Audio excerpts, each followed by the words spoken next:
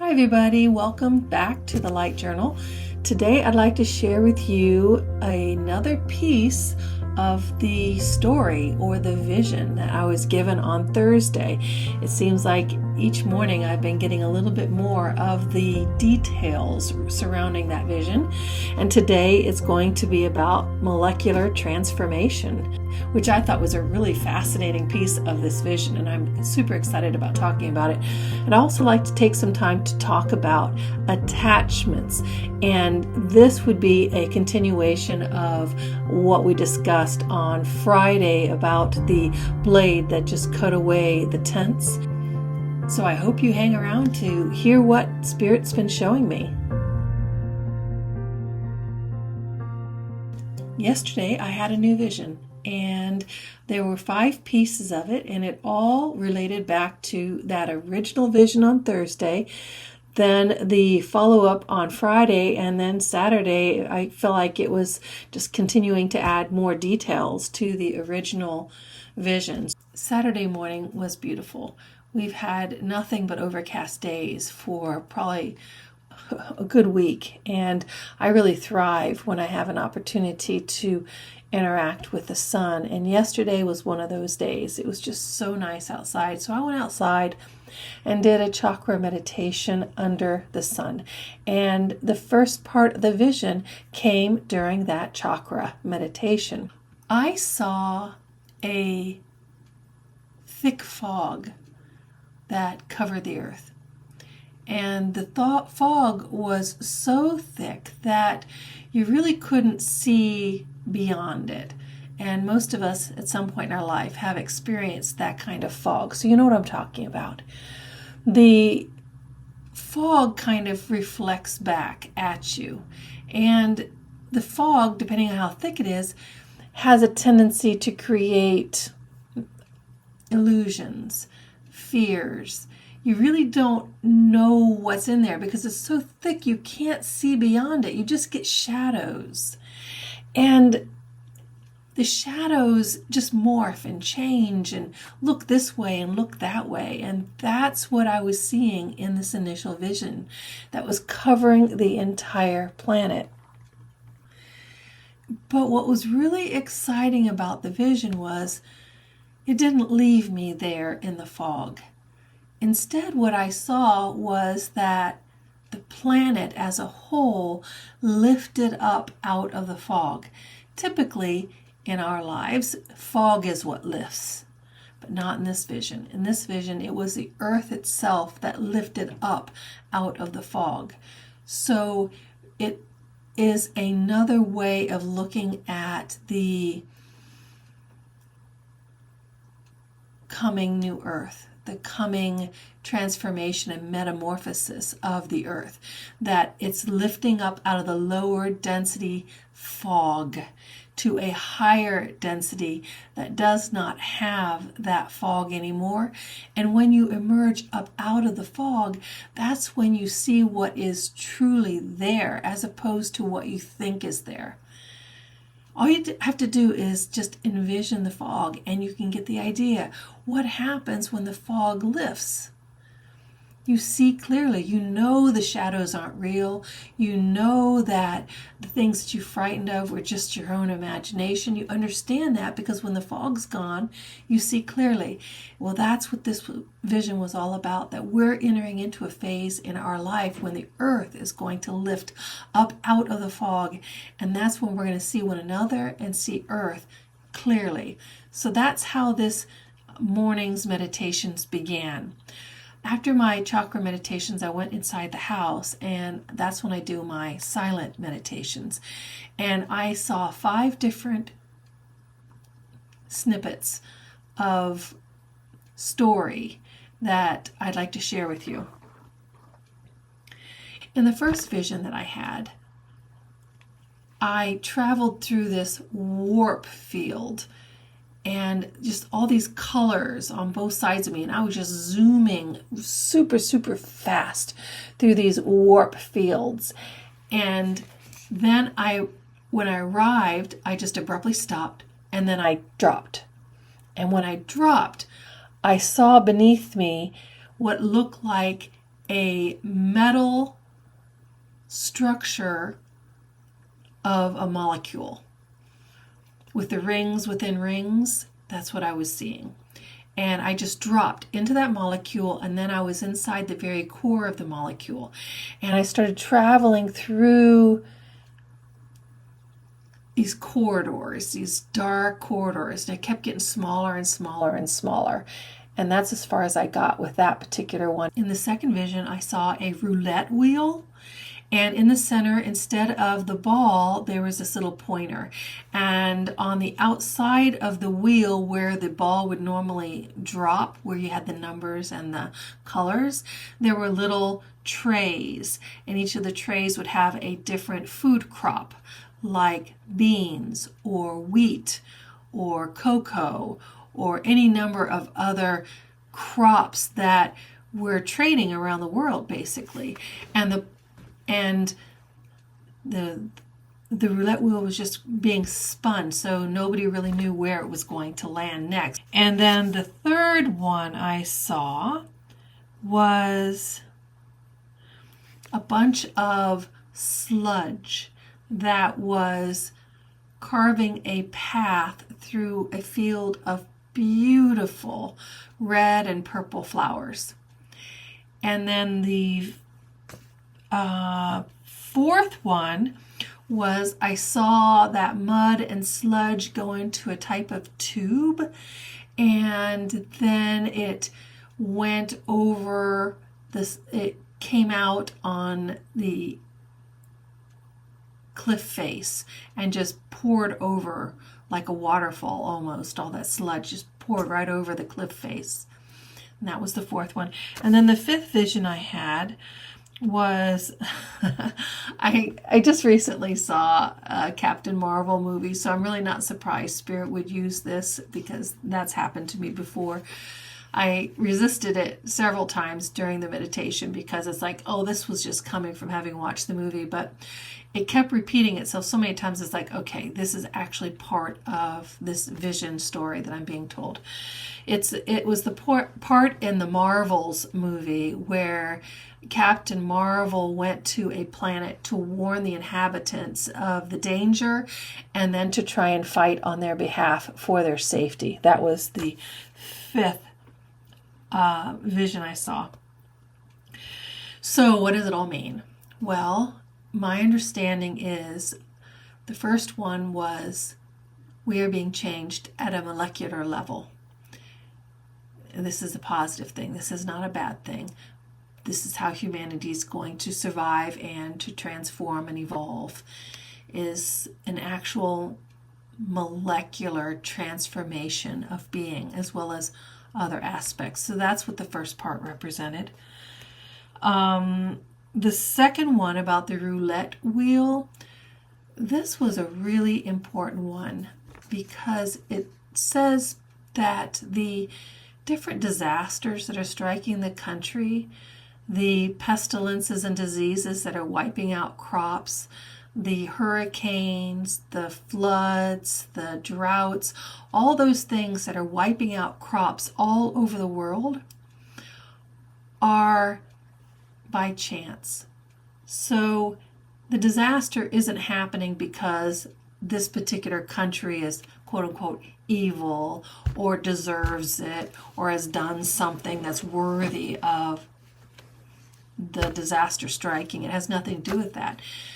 The roulette wheel is showing that we are all equal. We are of equal value and equal worth, and that what hits one country's food crop actually affects the entire world. We are all interconnected. We are all on that same roulette wheel. We are all equally at risk of having our crops destroyed. And if our crops are destroyed, it's not just going to hurt us, it's going to hurt everybody else. And so this is really an important aspect of this part of the vision. When these disasters strike, it has nothing to do with punishment.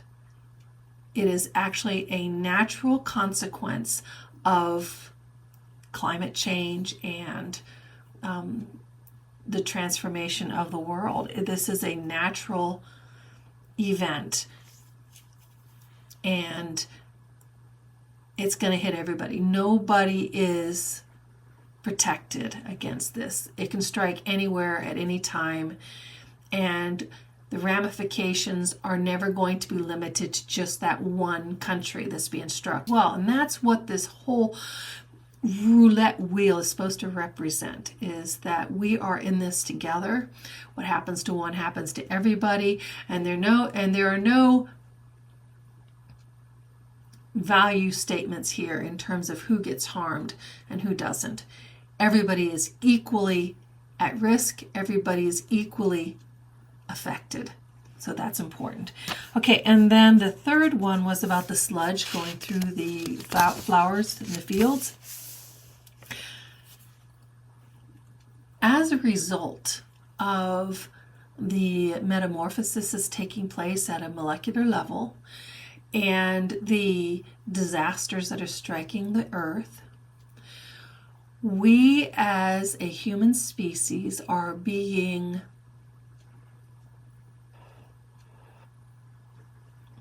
changed. And in the process of our transformation, there are byproducts. There are things that are being removed from us. That's what sludge tends to be. It's the byproducts of a creative process. You get sludge when you're doing any sort of a for example, pottery is a really good idea. You get a kind of a sludge slurry that comes out when you're creating pots and working with potter's wheel. So that's an example of it. So when you see those beautiful fields and that sludge coming through, carving a path through it, that is the process of removing all the beliefs, all of the behaviors, all of the ways of being, all those attachments that don't serve us. That's all being removed from us. And that's what the sludge is. And what does it leave behind? It leaves behind these beautiful fields of flowers, which represents a higher state of being without all the undesirable, that's not a good word, all the lower vibrational byproducts that are holding us back from becoming who and what we really can be. And then the next one I saw is that sludge then goes over and out of a cliff and down like a waterfall. What that represents is it is completely removed from our world entirely. It's just gone. It's no longer part of our world. And then when you put that all together, and then I forgot. And then the Captain Marvel is all about, we are being warned on many levels. It doesn't take very much. If you look around, we're having all kinds of people who are channeling, who are working with spirits, who are doing prophecies like I'm doing, the vision stuff. There's all kinds of people out there, and we're all saying many of the same things. It's not like we're at odds with one another. We're all seeing the same sort of things. We're just seeing it in a different way. And those are our warnings. But the key to all of this is that not only are we being told what is happening, we're being told that we're not alone. We're being told that we have somebody that's here to help us. That's the Captain Marvel coming to the planet. She not only is there to warn, but to help and assist the people in the upcoming, the transformation, the change in our society. Because in the movie it's the society is going to change as a result of the incidents that are happening. But it's in the same way, we also are going to be changing, but we're not going to be doing it alone. We're going to have supernatural assistance to get us through this. And now I'd like to bring it right back to my chakra meditation, which was what initiated all these other components. The chakra meditation was about us lifting up out of the fog. Well, in that scenario, what you're seeing is the fog is the sludge. we're being lifted above the sludge. Right now we're in this 3D reality where the fog or the sludge is all around us. But as a result of the metamorphosis that's taking place in our bodies and in our experience as humans, as that sludge is removed, it is being truly removed from the entire human experience, which is why it goes off the cliff and goes down. Or you can look at the chakra meditation where the earth is being lifted up out of that sludgy field. So that is a very positive thing. Having said all that, I'd now like to talk just a few minutes about attachments. And the reason I want to talk about attachments is because I've now had 2 visions that indirectly addressed the concept of attachments. And I'm going to do it by sharing an illustration of something that just happened to me today. I was coming home from breakfast with my dad, and there was a noise in the car. It was a rattling, and it wasn't subtle. It was very loud. And I looked around. I couldn't find what was causing it, and I was driving, so I really couldn't dive too deeply into the pockets or whatever of the area where I was hearing it. So I was forced to just listen to this rattle. Now, keep in mind, I didn't have the radio on, so this was very noticeable in the car. And as I was listening to the rattling, I recognized that this was actually a spiritual lesson that I was being told. That rattling noise just was. It simply was. It was not good. It was not bad. It was not anything except what it was. It was a sound that was repeating in my car. But I then had the opportunity to attach a meaning to that sound. I could decide whether I wanted to label that sound irritating and annoying. I could decide whether or not that sound was making me mad, an emotional response. I could attach an emotional response to that sound. I could decide that noise was making me mad or was irritating me. These are attachments. The sound just simply was. That is the truth of what is. There was a noise in my car. But then I had to decide how I was going to label it and how I was going to feel about that sound.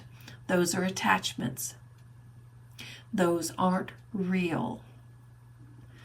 Those are simply mental and emotional decisions about the noise, but it had nothing to do with the noise itself. The noise simply was the noise. It was a sound. It had no good or bad value of any sort. It's the labels that we attach to things. It's the emotions we then attach to the labels that create so much of the violence, the misunderstandings, the fears, the suffering, and all these other things that we go through in life. That's the sludge, that's the fog, that's the cord that's being cut. So, I would just like to challenge you to start paying attention to the labels you apply to things, to all the times and ways in which you judge things and then have an emotional reaction to how you judge them. And it's not just other things either, it's to yourself. When you look in the mirror, what labels do you apply to yourself?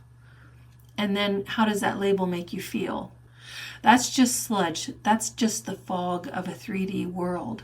That's the cord that's going to be cut and free us from all of the self-delusions that we have used to create a world where there's so much pain and suffering anymore. And it's all because that fog of labels and attachments is keeping us from seeing things as they are. So there's a lot to look forward to in the coming days. There's going to be some struggles. There's going to be some hard times as we try to learn how to see things as they truly are, apart from our labels and judgments and criticisms and emotional responses to those things. But we're not doing it alone. We may not have Captain Marvel to help us, but we do have supernatural help. We do have divine help to see us through this. We're not doing this by ourselves. And I find that really encouraging. So I just wanted to share that message with you. It is a message of hope. It depends, once again, upon how you label it. And how you label it determines how you feel about it. So see it as a joyful, transformative moment. A time where our true potential is birthed. When a woman has a child, that moment of birth is painful to the mother. But right after that child is born, she forgets all about the pain. All she remembers is the child. And having had 3 children, I speak with a little bit of authority on that. So yeah, there's a little bit of pain, but right after comes the joy.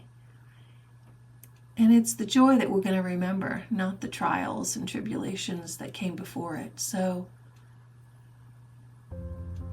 I hope this is encouraging to everybody. Blessings on your journey, everyone.